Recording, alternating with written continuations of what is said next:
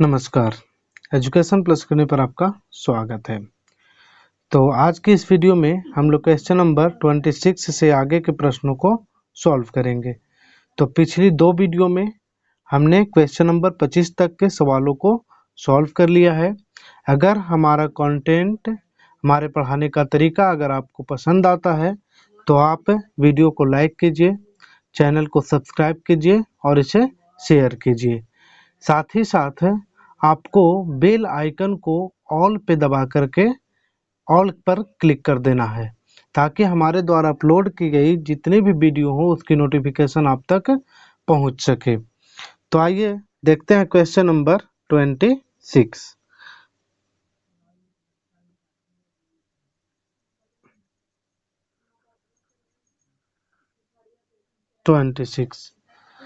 Question number 26 में है 4 किग्रा चावल का मूल्य 6 किग्रा गेहूं के मूल्य के बराबर है। यदि 1 किग्रा चावल का मूल्य 12 रुपया हो तो 1 किग्रा गेहूं का मूल्य क्या होगा। आप यहाँ से देखिए 1 केजी चावल का मूल्य 12 रुपया है तो 4 किग्रा चावल का मूल्य क्या हो जाएगा 48 रुपया। तो 4 किग्रा चावल का मूल्य जितना है उतना ही 6 किग्रा गेहूं का भी मूल्य है। तो हम लोग यहाँ से इस प्रकार से निकाल सकते हैं कि 6 केजी गेहूं का मूल्य बराबर हो जाएगा 4 किग्रा चावल का मूल्य, यानी 4 केजी चावल का मूल्य। ठीक है, 4 केजी चावल का मूल्य 6 केजी गेहूं का मूल्य जो है 4 केजी चावल के मूल्य के बराबर है।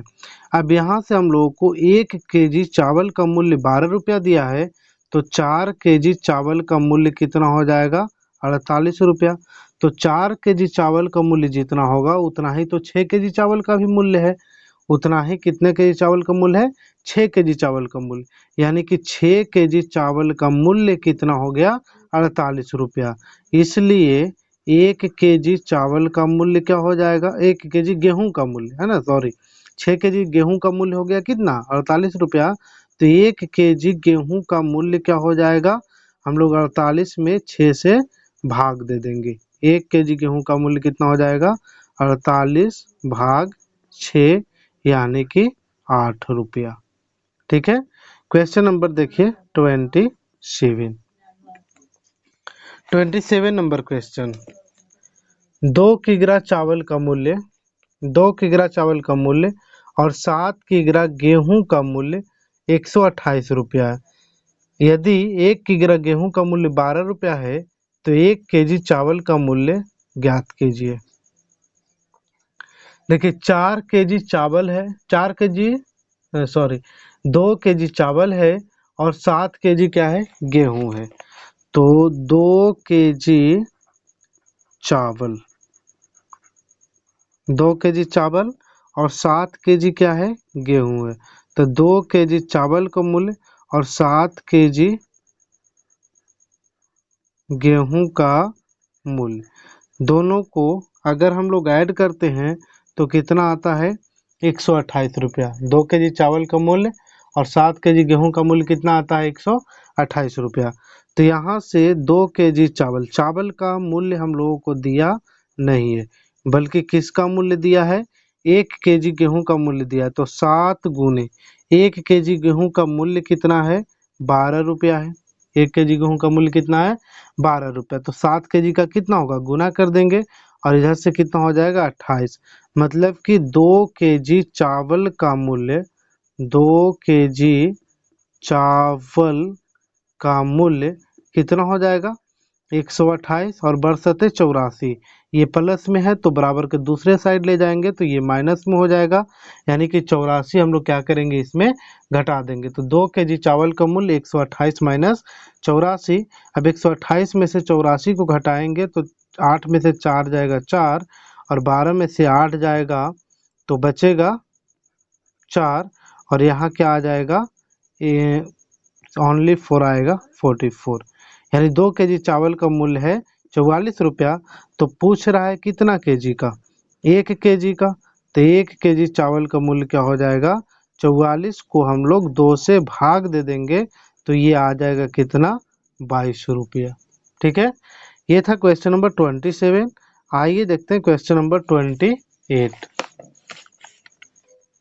क्वेश्चन नंबर 28 है, यदि 4 कलम का मूल्य 16 पेंसिल के मूल्य के बराबर है तो 96 पेंसिल के बदले में कितने कलम लिए जा सकते हैं। देखिए 4 कलम का जितना मूल्य होगा उतना ही 16 पेंसिल के मूल्य के बराबर होगा। तो 96 पेंसिल के बदले में कितने कलम हम लोग खरीद सकते हैं, ये पूछा जा रहा है इस प्रश्न में। तो आइए हम लोग इसे एकदम शॉर्ट तरीके से बना लेंगे। जैसे 4 कलम का मूल्य, ठीक है, 4 कलम का मूल्य, 4 कलम का मूल्य जो है 16 पेंसिल के मूल्य के बराबर है। 16 पेंसिल के मूल्य के बराबर है। तो हम लोगों को 96 पेंसिल के बदले में कितने कलम, तो 96 पेंसिल की तरफ 96 लिख दिए, मतलब कि 16 में कितना से गुना करेंगे, 6 से। 16 में कितना से गुना करेंगे, 6 से। तो हमारे पास ये हो गया कितना, 96 पेंसिल। अब 96 पेंसिल में कितना कलम, जब इधर यहाँ 6 से गुना किए हैं तो इधर भी हम लोगों को सेम डिजिट से, सेम संख्या से गुना करना पड़ेगा, यानी कि 24 कलम हो जाएगा। ठीक है, 96 पेंसिल में हम लोगों को कितना कलम मिलेगा, तो 24 कलम मिलेगा। या इस प्रकार से भी हम लोग लिख सकते हैं कि 16 पेंसिल का मूल्य 4 कलम के बराबर है, तो 1 पेंसिल का मूल्य 4 बटा क्या हो जाएगा, 16। तो इसलिए 96 पेंसिल का मूल्य तो 4 बटा 16, देखिए 4 बटा 16 और गुना 96। ठीक है, तो यहाँ से भी 16 छक 96, 6 चौके क्या आ जाएगा, 24। तो इसे हम लोग लिख करके भी बना सकते हैं और नहीं तो शॉर्ट तरीका भी अपना सकते हैं। ये था क्वेश्चन नंबर 28। आइए देखते हैं क्वेश्चन नंबर 29। क्वेश्चन नंबर 29 में है, 3 पेन और 5 पेंसिलों का मूल्य, 3 पेन और 5 पेंसिलों का मूल्य 14 रुपया है। 12 पेन और 20 पेंसिलों का मूल्य क्या होगा। तो 3 पेन है, ठीक है, कितना पेन है, 3 पेन, और पेंसिल कितना है,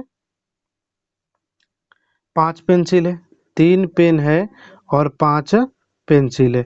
तो 3 पेन और 5 पेंसिल का जो मूल्य दिया है वो कितना है, 14 रुपया है। कितना रुपया है, 14 रुपया।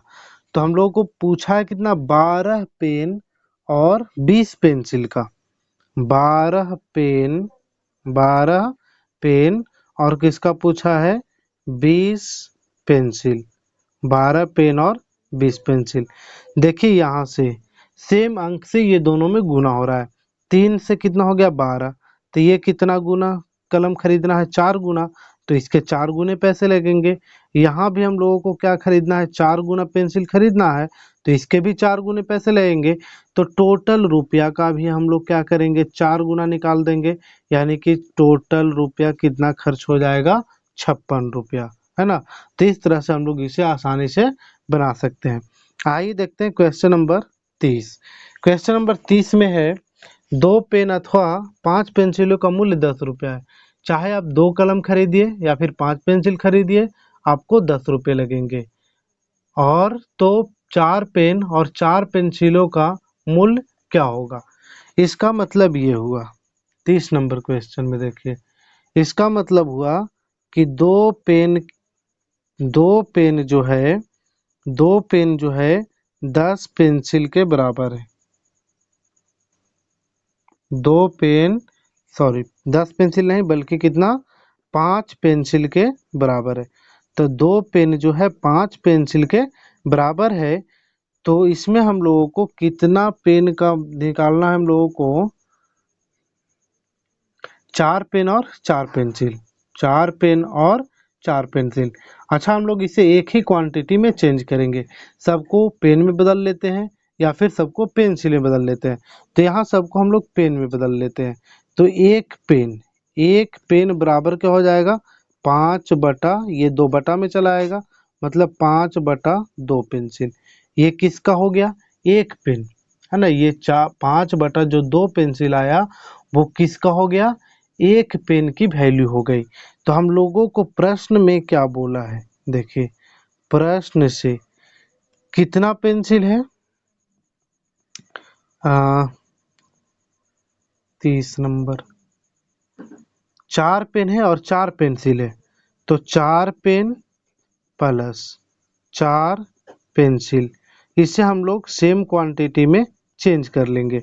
तो 4 पेन है तो इसको हम लोग 4 पेन ही रखेंगे, प्लस एक पेन, 4 पेन है तो क्या हो जाएगा, 4 पेन।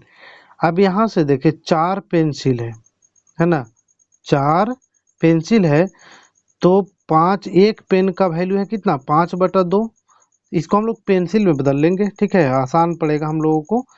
यहाँ से देखिए एक पेन की कीमत 5 बटा, एक पेन जो है 5 बटा 2 पेंसिल के बराबर है, ठीक है।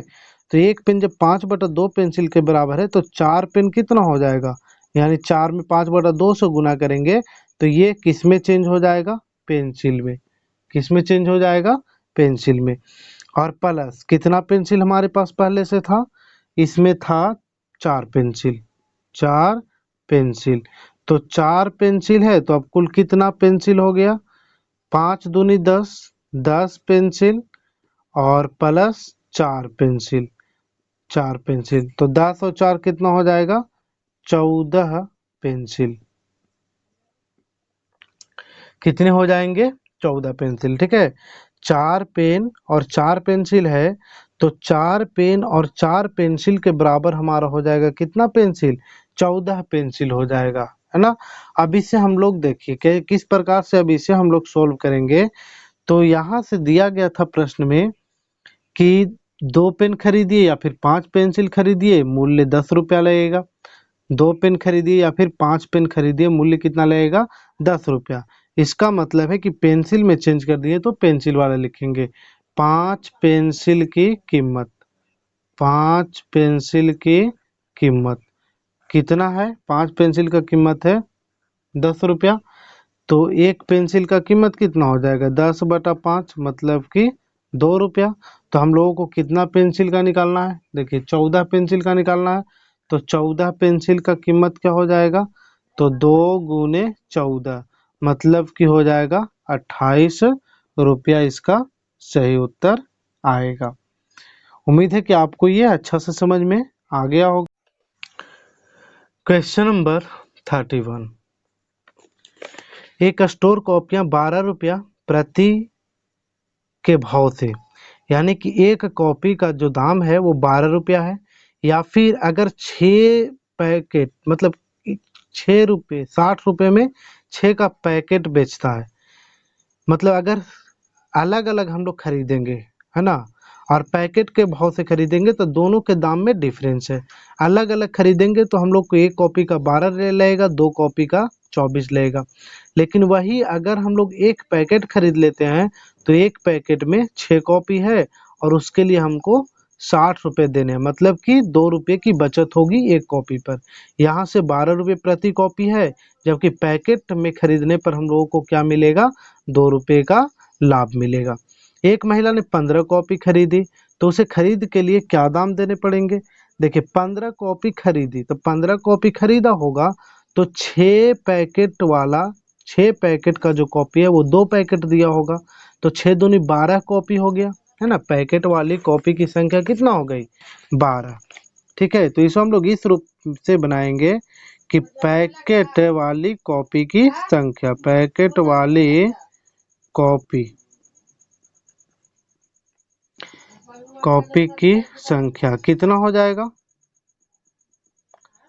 6 गुने 2 मतलब कि 12 कॉपी जो है उसने पैकेट वाली खरीदी होगी, और शेष जो कॉपी खरीदा होगा, शेष खरीदी गई कॉपी एक के हिसाब से खरीदा होगा, अलग अलग खरीदा होगा, तो शेष खरीदी गई कॉपी हो जाएगा, खरीदी गई कॉपी बराबर हो जाएगा 3 कॉपी।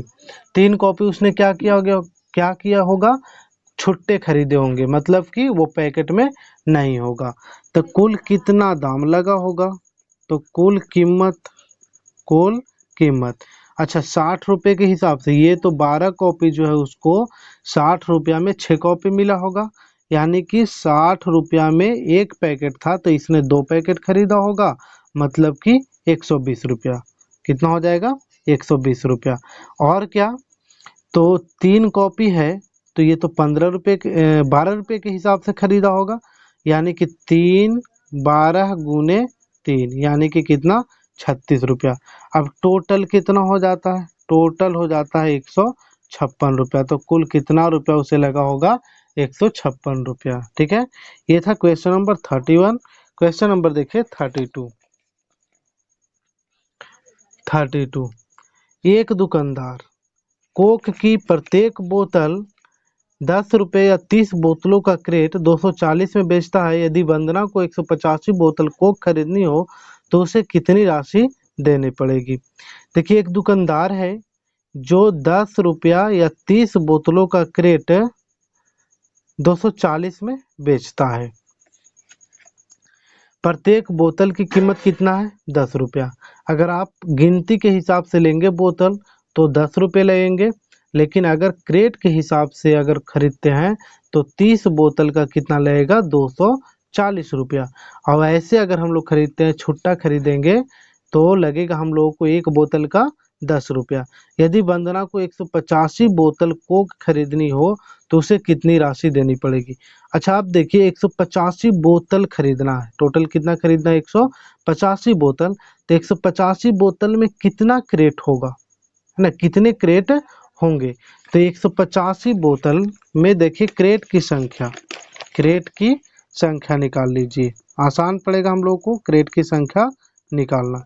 क्रेट की संख्या बराबर, यहाँ से देखिए टोटल कितना है, 185 था, 185। इसको भाग दे देंगे कितना से, 185 भाग दे देंगे कितना से, 30 से भाग देंगे, क्योंकि एक क्रेट में 30 बोतल है। तो 30 पचे 150, 30 छक्का 180, मतलब कि 6 क्रेट खरीदेगा और 5 बोतल अलग से खरीदेगा। ठीक है, 6 क्रेट खरीदेगा और 5 बोतल क्या करेगा, वो अलग से खरीदेगा। तो अब खर्च क्या आ जाएगा, उसका खर्च निकाल लेते हैं। तो एक क्रेट का जो कीमत है वो 240 रुपया है। तो 240, तो खरीदा कितना क्रेट, 6 क्रेट, प्लस 5 बोतल है, 5 बोतल है तो एक बोतल का दाम कितना है, 10 रुपया। तो 10 गुने कितना हो जाएगा, 5, जीरो हो जाएगा, 6 चौके 24 हो जाएगा, और 6 दूनी 12 और 2 कितना, 14, प्लस 50, यानी कि हो जाएगा टोटल खर्च उसको 1490 रुपया। कितना हो जाएगा, 1490 रुपया। आइए सोल्व करते हैं क्वेश्चन नंबर 33 नंबर क्वेश्चन में है, अमित अपने जन्मदिन पर कक्षा में सभी छात्रों को एक पार्टी देता है। इसके लिए उसने बिस्कुट के 4 डिब्बे खरीदे। टोटल कितने डिब्बे खरीदे गए हैं, 4 डिब्बे। प्रत्येक डिब्बे में 8 बिस्कुट है। यदि उसकी कक्षा में 28 छात्र हो तो प्रत्येक छात्र को एक बिस्कुट देने के बाद निम्न में से कौन सा व्यंजक बचे हुए बिस्कुट की संख्या दर्शाता है। देखिए, कितना खरीदा है उसने, 4 डब्बा। प्रत्येक डब्बा में 8 बिस्कुट है। प्रत्येक डब्बा में कितना बिस्कुट है, 8। अब यहाँ से देखिए, एक डब्बा, 4 डब्बा खरीदा, प्रत्येक डब्बा में 8 बिस्कुट है, तो टोटल कितना बिस्कुट हो जाएगा, 8 चौके 32 बिस्कुट हो जाएगा, है ना। यानी 8 गुने 4, 8 गुने क्या हो जाएगा, 4, या 4 गुने 8 यहाँ से। अब एक एक बिस्कुट, टोटल 28 छात्र वहाँ था, तो 28 छात्र था तो एक एक बिस्कुट इसने दे दिया सभी को, तो मतलब 28 बिस्कुट बच गया होगा। ठीक है, तो जब 28 बिस्कुट बच गया होगा तो बचा होगा कितना, तो 32 में से 28 घटाएंगे तो यहाँ से देखिए ये ऑप्शन नहीं, ये ऑप्शन नहीं, यही ऑप्शन होगा। देखिए 4 गुने 8 हो जाएगा और माइनस क्या हो जाएगा, 28। कुल संख्या निकाल लेंगे बिस्कुट का, जो बांट दिया उसको घटा देंगे, तो इसी व्यंजक से हमारा निकल जाएगा। ये था क्वेश्चन नंबर 33। क्वेश्चन नंबर देखिए 34। एक रुपया 5 के सिक्के का भार 9 ग्राम है। 5 रुपए के एक सिक्के का भार कितना है? 9 ग्राम। अनु बैग में 5 रुपए के सिक्के का कुल भार 9 किग्रा है, तो बैग में कुल कितने सिक्के हैं? देखिए 5 रुपया का एक सिक्का का भार 9 ग्राम है, ठीक है। 9 ग्राम भार है एक सिक्के का। इस प्रकार से लिख सकते हैं। क्वेश्चन नंबर ये है 34। चूंकि 9 ग्राम भार है 5 रुपए के एक सिक्के का। 5 रुपए के एक सिक्के का कितना भार है? 9 ग्राम। तो 1 ग्राम भार कितना सिक्के का होगा? 1 ग्राम भार कितना सिक्के का होगा? तो एक सिक्का कहना था, मतलब 1/9, ठीक है। तो टोटल कितना? 9 केजी है। 9 केजी मतलब 9000 ग्राम। तो 9000 ग्राम के लिए क्या हो जाएगा? 1/9 और गुने 9000, ये खत्म हो जाएगा। इसका मतलब है कि 1000, कितना हो गया? 1000। 1000 सिक्के उसके पास, उसके बैग में है। ये था क्वेश्चन नंबर 34। आइए सोल्व करते हैं क्वेश्चन नंबर 35। 35 number question. एक फैक्ट्री एक दिन में 6778 बोल्ट बनाती है। एक वर्ष में कितने बेल्ट बनाती है? एक वर्ष में कितने बेल्ट बनाएगी यदि फैक्ट्री वर्ष में 295 दिन काम करती है? देखिए 295 दिन, तो एक दिन में कितना है? 6778। तो 295 दिन में कितना होगा? मतलब 6778 में 295 से गुना कर देंगे। 6778 गुना कर देंगे कितना से? 295 से। तो 295 से गुना करेंगे तो हम लोगों को जो आएगा वही क्या हो जाएगा? इसका आंसर। आप गुना करके इसे निकाल सकते हैं, ठीक है। क्वेश्चन नंबर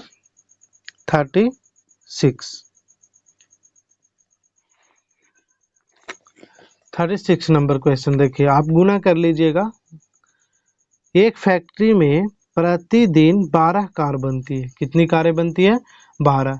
तो 1980 में कितनी कार बनेगी जबकि 65 दिन का अवकाश था? 1980 65 दिन का अवकाश था।